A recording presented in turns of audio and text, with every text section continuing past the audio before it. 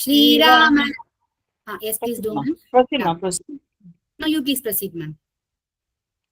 Shri Rama Rama Rameti Rame Rame Manorame Sahasranama Tattulyam Rama Nama Varanane Shri Rama Rama Rameti Rame Rame Manorame Sahasranama Tattulyam Rama Nama Varanane Shri Rama Rama Rameti Rame Rame Manorame Sahasranama Tattulyam Rama Nama Varanane Shri Rama Nama Varanana Om Nama Iti Hare Rama Rama Rama Hare Hare Hare Krishna Krishna Krishna Hare Hare Hare Rama Rama Rama Hare Hare Hare Krishna Krishna Krishna Hare Hare Hare Rama Rama Rama Hare Hare Hare Krishna Krishna Krishna Hare Hare. Namaskaram, Guruji. Prema, ma'am. Namaskaram, Guruji. Prema, ma'am, would you like to recite pledge? Prema Mohan, ma'am.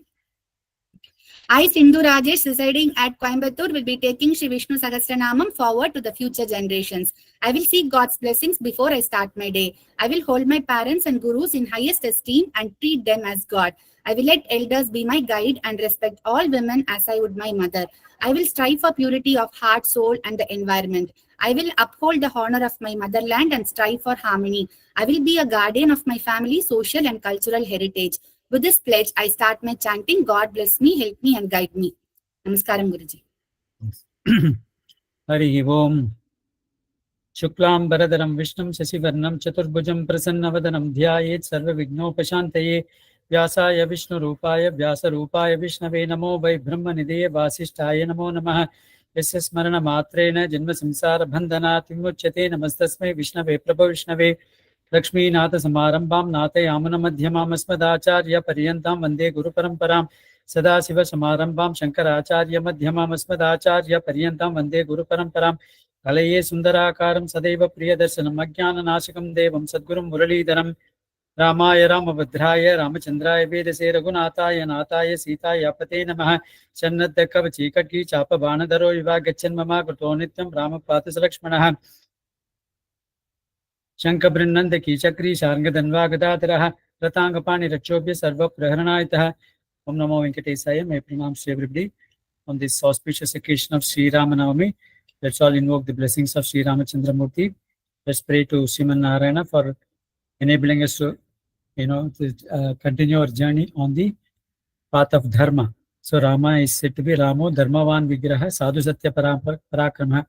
Rama itself himself was manifestation of Dharma. Dharma himself took the human form as Ramachandra Murti. That's what Valmiki says. So let's all invoke his blessings. And today, I understand that in this Ayodhya Ramlala temple, at 12:15 p.m., that is at the noon, they are going to perform what is known as this, the Surya Tilakam. Through a set of reflection of the mirrors, the sun is going to be on the forehead of Ramachandra Murti in the form of a tilaka, and they are going to perform Surya Abhishekam. So I believe it is going to be live telecast in most of the channels. People who have time, they can witness the feat, which is such a great thing, because this is the first year after the installation of Ramlalla. They are going to perform, which used to be performed, I believe, 500 years ago. So let's move on to our sloka, that is Panchayutha Stotram. I'll slowly chant the 6 slokas which I learned in the last 3 days. You can also in mute slowly chant along with me. Harihi Om. Sphurat Sahasrara Shikhati Tivram Sudarsanam Bhaskara Koti Tulyam Suradvisham Prana Vinasi Vishnosh Chakram Sadaham Sharanam Prapadye Vishnor Mukhothanila Puritasya Yasya Dhanirdhanava Darpahanta Tam Panchajanyam Shashikoti Shubhram Shankham Sadaham Sharanam Prapadye Hiranmayim Meru Samana Saram Kaumodakim Daitya Kulaika Hantrim Vaikunthavamakrakarabhimrishtam Gadam Sadaham Sharanam Prapadye Raksho Suranam Katino Kirakanta Chedat Sharashobita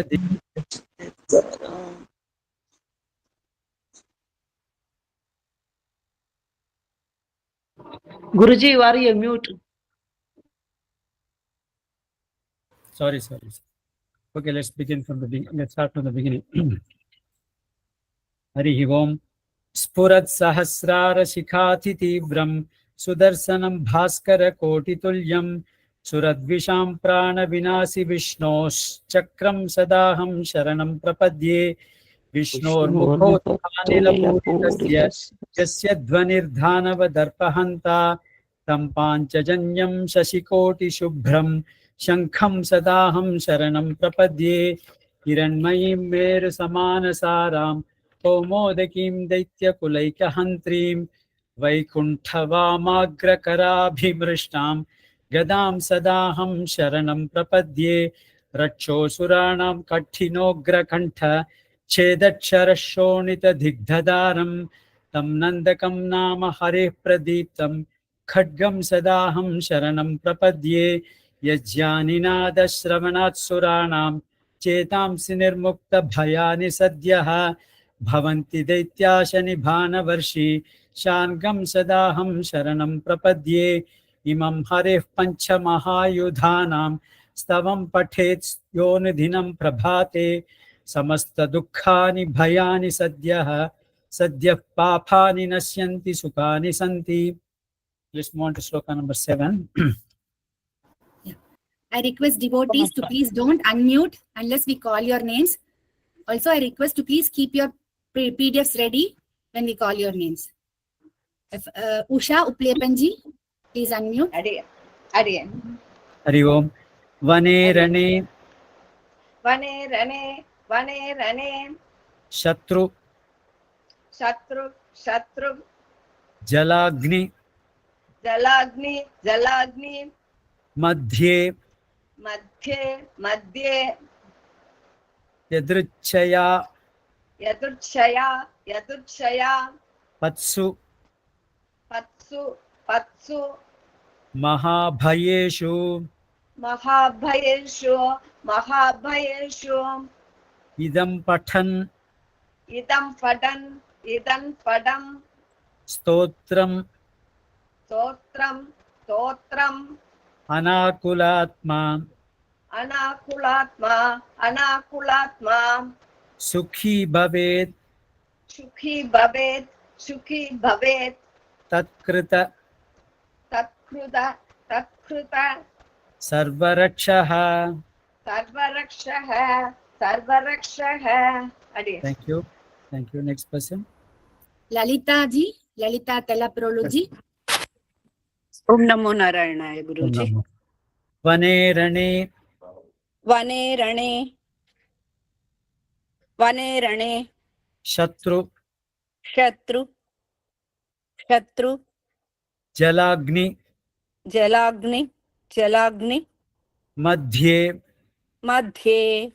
Madhye Yadruchaya Yadruchaya Patsu Patsu Mahabhayeshu Mahabhayeshu Idam Pathan Stotram Anakulatma Sukhi Bhavet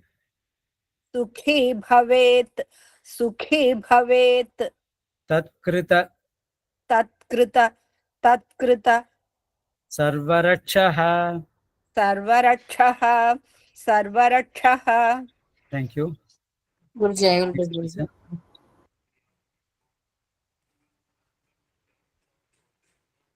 Can I, Guruji? Next is who? Yeah, Rajeshwari ma'am is doing Guruji. Okay. So let's do quarter by quarter. Vane Rane Shatru Jalagni Madhye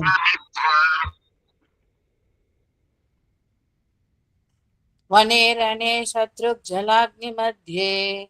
Vane Rane Shatruk Jalagni Madhye. Vane Rane Yeah, go ahead. Vane Rane Shatruk Jalagni Madhye. Yadruchaya Patsu Mahabhayeshu यत्रुच्छया bus महाभयेषु यत्रुच्छया bus महाभयेषु idam यत्रुच्छया bus महाभयेषु idam patan stotramanakulatma इदं पटं स्तोत्रम् अनाकुलात्मा इदं पटं स्तोत्रम् अनाकुलात्मा.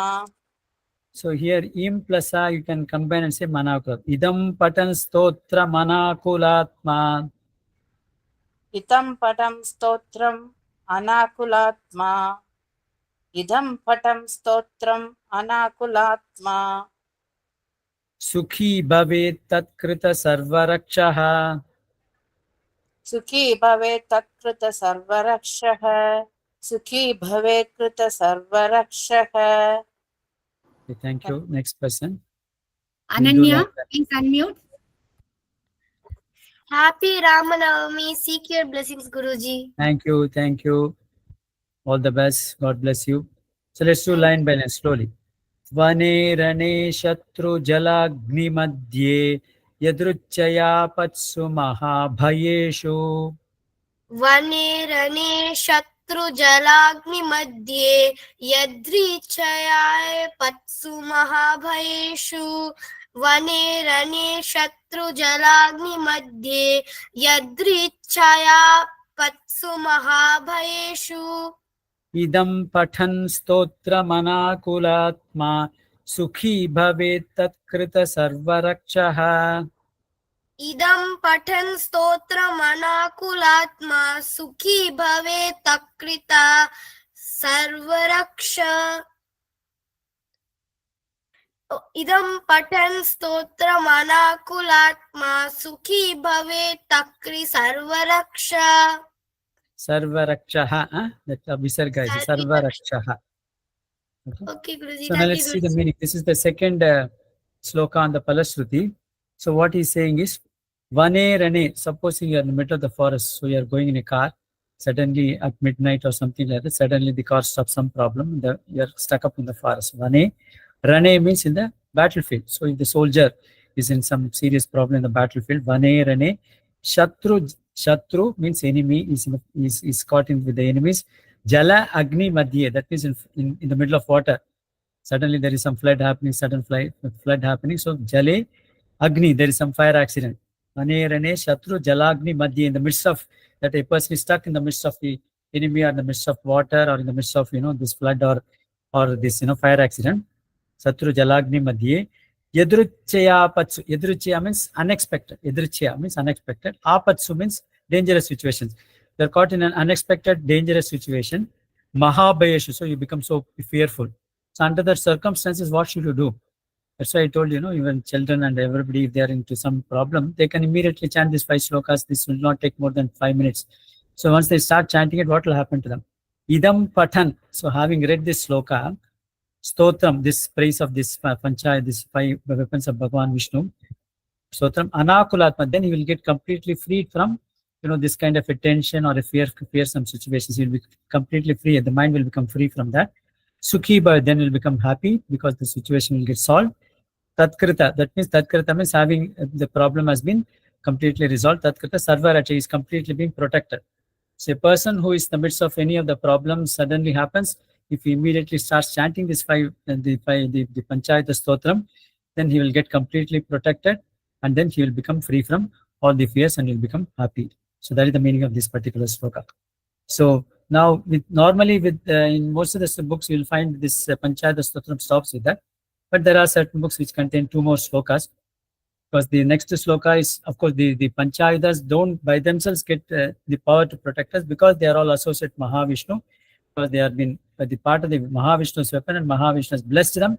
And because of that only, they are able to give us this protection. And therefore, we praise Mahavishnu also. And therefore, that is the 8th sloka. So, I the first volunteer. Deepu Gatuji. Namaskaram Guruji. Namaskaram Guruji. Yachakra Yachakra Shankham Gadakadga Sanginam Gadakadga Shanginam Pitambaram पीताम्बरं पीताम्बरं कौस्तुभ कौस्तुभ कौस्तुभ वत्स वत्स वत्स लाञ्छितं लाञ्छितं लाञ्छितं श्रिया श्रिया श्रिया समेतोज्ज्वल समेतोज्ज्वल समेतोज्ज्वल शोभिताङ्गं शोभिताङ्गं शोभिताङ्गं विष्णुं सदाहं विष्णुं सदाहं विष्णुं सदाहं शरणं प्रपद्ये. शरणं प्रपद्ये शरणं प्रपद्ये. Thank you. Thank you. Next person. Chidambaram Sendilnathan ji. ओम नमो नारायणाय. Okay. यच्चक्रशङ्खं यच्चक्रशङ्खं यच्चक्रशङ्खं गदखड्ग गदखड्ग गदखड्ग शार्ङ्गिणं शार्ङ्गिनं शार्ङ्गिनं पीताम्बरं पीताम्बरं पीताम्बरं कौस्तुभ कौस्तुभ कौस्तुभ कौस्तुभ कौस्तुभ कौस्तुभ वत्स वत्स वत्स लाञ्छितं लाञ्छितं लाञ्छितं श्रिया श्रिया श्रिया समेतोज्ज्वल समेदोज्ज्वल समेदोज्ज्वल शोभिताङ्गं शोभिताङ्गं शोभिताङ्गं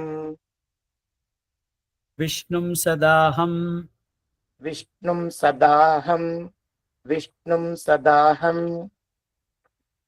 शरणं प्रपद्ये. शरणं प्रपद्ये शरणं प्रपद्ये Bye, no? It is pa. शरणं प्रपद्ये. शरणं प्रपद्ये शरणं प्रपद्ये. Okay, thank you. Next person. Chandravadana ji, please unmute. Namaskaram, ma'am. Hari Om. Hari Om, Namaskaram. sir. Let's do quarter by quarter. यच्चक्रशङ्खं गदखड्गशार्ङ्गिणं यच्चक्रशङ्खं गदगद्ग शार्ङ्गिणं यच्चक्रशङ्खं गदगद्ग शार्ङ्गिणं पीताम्बरं कौस्तुभ वत्सलाञ्छितं पीताम्बरं कौस्तुभ वत्सलाञ्छितं वत्सलाञ्छितं पीताम्बरं कौस्तुभ वत्सलाञ्छितं श्रिया समेतोज्ज्वल शोभिताङ्गं श्रिया समेतोज्ज्वल शोभिताङ्गं श्रिया समोज्ज्वल शोभिताङ्गं विष्णुं सदाहं शरणं प्रपद्ये. विष्णुं सदाहं शरणं प्रपद्ये विष्णुं सदाहं शरणं प्रपद्ये. Thank you. Thank you, sir. Next person. Vatsala Ravichandran ji. Yes, madam. Jai Shri Ram, madam. Jai Shri Ram. Let's do line by line. Slowly. यच्चक्रशङ्खं गदखड्गशार्ङ्गिणं पीताम्बरं कौस्तुभ वत्सलाञ्छितं यच्चक्रशङ्खं खदखड्गसार्ङ्गिणं पीताम्बरं कौस्तुभवत्सलाञ्छितं यच्चक्रशङ्खं खदखड्गसार्ङ्गिणं पीताम्बरं कौस्तुभवत्सलाञ्छितं श्रिया समेतोज्ज्वल शोभिताङ्गं विष्णुं सदाहं शरणं प्रपद्ये. श्रिया समेतोज्ज्वल शोभिताङ्गं विष्णुं सदाहं शरणं प्रपद्ये श्रिया समेधोज्ज्वला शोभिताङ्गं विष्णुं सदाहं शरणं प्रपद्ये. Okay, thank you. Now let's see the meaning of this sloka. Vishnum, aham means I. Sada, always. Vishnum, Sharanam, take shelter under Mahavishnu. So then all things are adjectives for Mahavishnu. What is that? Yat, that chakra, that means he's holding all the panchayatas. He's holding the chakra, shanka, gada, khadga. That is the sword, sharngam. So that means a person, Mahavishnu, is holding this panchayatams. He's holding the Sudarsana chakra, he's holding the Panchajanya shanka, he's holding the Kaumodaki gada, he's holding the Nandaka sword, and then he's holding the sharngam, this sharngam, which is the bow. So he's holding all the panchayatams. Pita ambaram, pita ambaram. Ambaram means cloth. Pita means yellow. So Bhagavan is wearing this yellow cloth, yellow silk cloth, Pitambaram. Kaustubha is wearing this Kaustubha Manimala. The Kaustubha Manimala is on his neck. He's wearing this, the Abharanam. One of the Abharanams of Mahavishnu, Kaustubha, and then Vaijayanti Mala. So Kaustubha Manimala that Bhagavan is wearing, Kaustubha. Vatsa Lanchitam. That means Bhagavan is considering all of us to be Vatsa means his own children, young ones. He can say all of us young children are Lanchitam. So that means he's fondling with us. So he, like the parents play with the children. Bhagavan is so fond of his devotees and he considers them to be his children and he's playing with them. Vatsa Lanchitam. Shriya Sameta. He's always with Mahalakshmi. So because that's why, in this Venkatesha Stotram also we saw Ishanam Jakatosya Venkatapater Vishnu Param Preyasim Tadvakshasthala Nityavasa Rasikam. So in Bhagavan's chest, Vakshasthala Nityavasa Rasikam, that means he's always enjoying residing in the heart of Bhagavan as his Vakshastam. So that's what Bhagavan, that's why Alvar also says, Agaligilya Nirayamante Alarmel Mangai Urem. Alarmel Mangai always wants to be at the reside in the chest of Bhagavan, and therefore Shriya Sameta. Bhagavan is always with Mahalakshmi. And they are called as the Mithunam. You can't separate Mahalakshmi from Mahavishnu or Mahavishnu from Mahavishnu. People who did that got into problem. Ravana wanted only Sita and not Rama, and therefore he got into problem. Surpanaka wanted only Rama and not Sita, and therefore she also got into problem. So we always worship Mahalakshmi, and for Mahalakshmi is always with Sriman Narayan. That's why it's called as Sriman Narayan. She refers to Mahalakshmi. So Shriya Sameta. So always with Mahalakshmi. Ujjvala. Ujjvala means shining. Bhagavan is shining. Shobhita Angam. That means that Bhagavan is auspicious and is shining. The whole body of Bhagavan is so auspicious and is shining, because even forget about Bhagavan residing in Vaikuntha or came in various avataras. Even when you go to the various temples, you go to Srirangam or Tirumalai or to this Periya Koil, that is, the Perumal Koil, that is this Kanchipuram or any other places for that matter, you will enjoy. Even the Archavatara of Bhagavan is so beautiful to look at. So that's why it's called a Shobhitangam, so auspicious. You go to Ram Lalla and you can spend hours together looking at Ram Lalla as such. So such is the beauty of Bhagavan's even Archavatara, forget what to talk about Bhagavan in Vaikuntham. So Ujjvala, Sameta Ujjvala Shobhitangam. So it's very shining and very, this auspicious Shobhitangam. All his limbs are so auspicious. Vishnu. So that Vishnu means Bhagavan who is all pervading, is present in all places, called as Vishnu. So my salutations to that Mahavishnu. My salutations to the Mahavishnu is holding all the 5 weapons: Chakra, Shanka, Gada, Khadga, and then Sharga. He's wearing this yellow color silk cloth, and he's wearing this Kaustubha Manimala on his neck, and he's considering all his devotees to be his own children and playing with them. He's always with Mahalakshmi, shining and then very auspicious body. That Mahavishnu all pervading. My salutations to him, because only because these all these panchayatas are being held by Bhagavan, they get their powers. I mean, independent of that, they don't derive any powers, and therefore my salutations to Mahavishnu, who was endowed with such kind of powers on these various weapons. My salutations to him. So that is the 8th sloka. We'll move on to the last sloka. It's a small sloka also. So let me go on to the next volunteer. Varalakshmi ji. Namaste, Guruji. Namaste. Jale. Jale, Jale, Rakshatu. Rakshatu, Rakshatu, Varahaha. Varahaha, Varahaha, Sthale.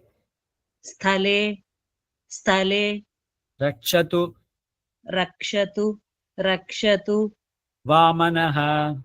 Vamanaha, Vamanaha, Athavyam. Atavyam, Atavyam, Narasimhascha.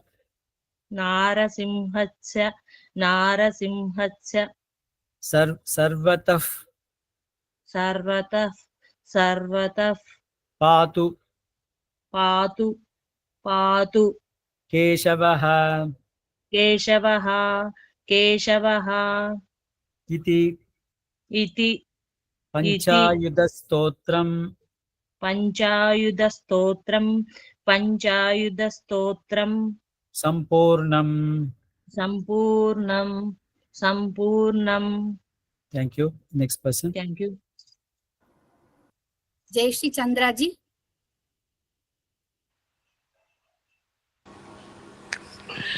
Pranam Guruji. Namaskar. Let's do quarter by quarter. Jale rakshatu varahaha. Jale rakshatu varahaha.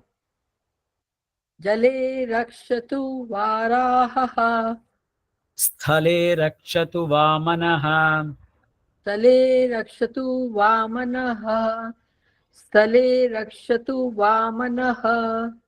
Atavyam narasimhascha. Atavyam narasimhascha. Atavyam narasimhascha. Sarvatah patu keshavaha. Sarvatah patu keshavah. Sarvatah patu keshavah. Iti Shri Panchayuthastotram Sampurnam. Iti Shri Vishnu Panchayuta Iti Shri Vishnu Panchayutha Stotram. Iti Shri Vishnu Panchayutha Stotram Sampurnam. Thank you. Next person. Geeta Chandraji. Yes, ma'am. Let's do line by line. Jale rakshatu varahaha. Sthale rakshatu vamanaha. Jale rakshatu varahaha. Sthale rakshatu vamanaha. Jale rakshatu varahaha. Sthale rakshatu vamanaha. Of course, you can also, if you're chanting together without any break, you can chant like this. Jale rakshatu varaha. Sthale rakshatu vamanaha. Jale rakshatu varaha. Sthale rakshatu vamanaha. Jale rakshatu varaha. Sthale rakshatu vamanaha. That is has to come twice because for that visarga there is one is and then there are another one is stale. So yeah, Okay. there's another stale. Atavyam narasimhascha sarvatah patu keshavah. Atavyam narasimhasya sarva padu keshavah. Atavyam narasimhasya sarva padu keshavah. Sarvatah patu, not do, patu. Sarvatah patu keshavah. Sarvata patu keshavah. Sarvata patu keshavah. Iti Shri Panchayuta Stotram Sampurnam. Iti Shri Panchayutha Stotram Sampurnam. Iti Shri Panchayutha Stotram Sampurnam. Jai Shri Ram. Thank you. Thank you. Let's see the meaning. Jale, in water, varaha. Let Varaha Bhagavan Rache to protect us.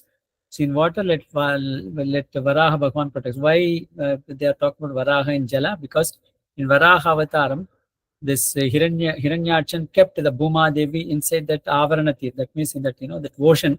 He kept that entire Bhumi into that ocean, and then Bhagavan came and lifted that Bhumi from that ocean. And that's why they are saying Jale Rachatu Varaha. While we are in problem in water, let this Varaha, that means this Varaha Murti protect us.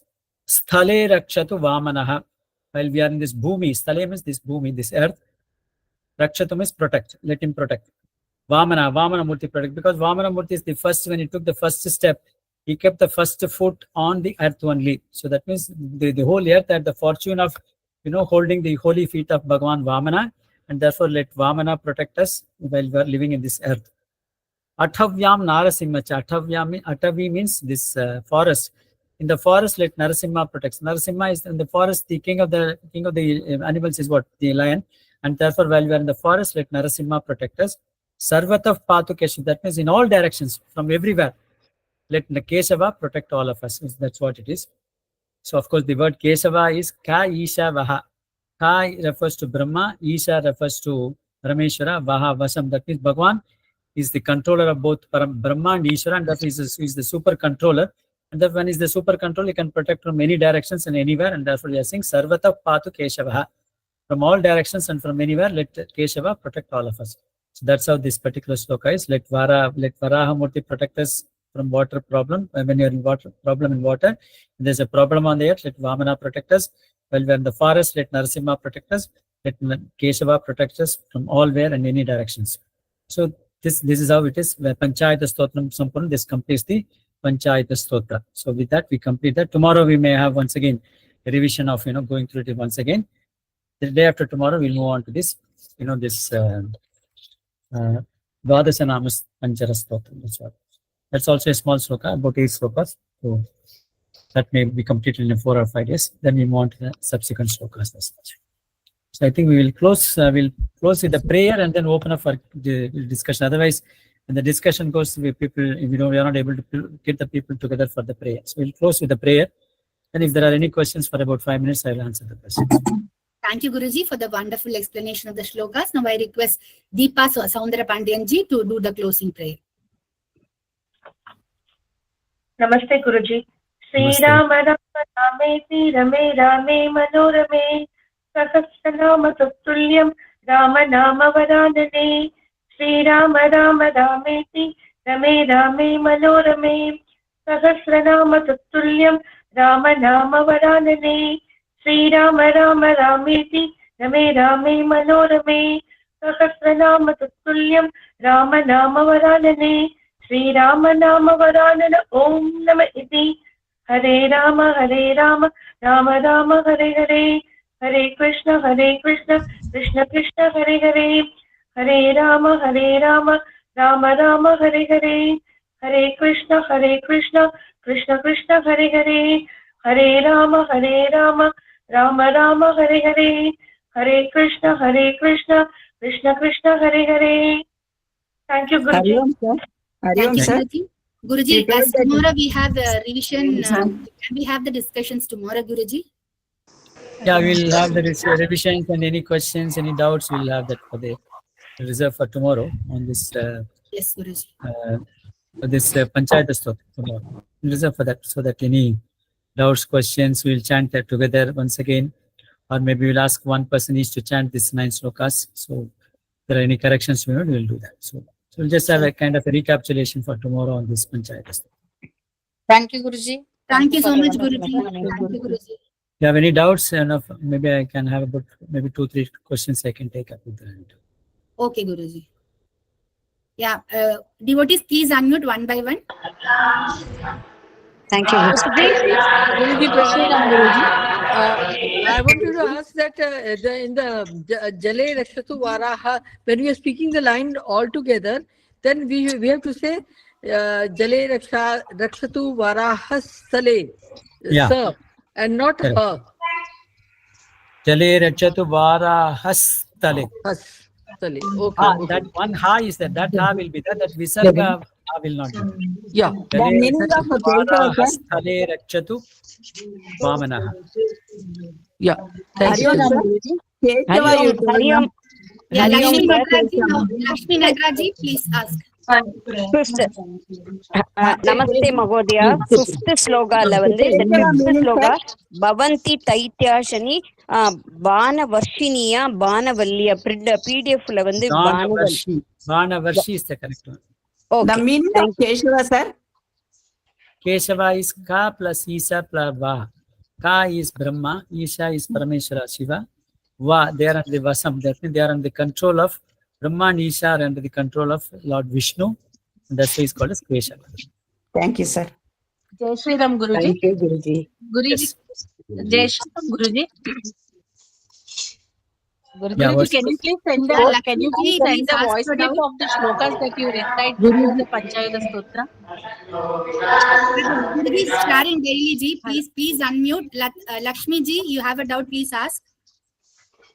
Lakshmi Nataraj ji. I asked. What is your question? Guruji, Jai Shri Ram, Guruji. Yes, Jai Shri Ram. Guruji, can you please send the voice notes of the shlokas that you recite before the Panchayutha Stotra? Because those shlokas are very easy and we can teach to our kids. Oh, sure. Can you please do it? Thank you. Thank you, Prayers. Guruji. Yes, prayers. Guruji, can you Jai Shri explain the meaning of Bhavatsalanchitam? Lanchitam. Vatsalanchitam. Lanchitam means, the fondling. Vatsala anchitam. Vatsalanchitam. That means like, Vatsalanchitam. Vatsa means the young ones. Young ones mean the young one of a cow is called as calf. Like that, young children is called as Vatsa. So Bhagavan treats all of us like young children, and Lanch, that means he's playing with it. He wants to fondle with all of us, and that is called as Vatsalanchitam. Thank you, Guruji, for taking your time. We will end this session now, Guruji, with your permission. Okay. Thank you, Guruji. Hari Om. Thank you. Dhanyavad. Thank you. Thank you, Guruji.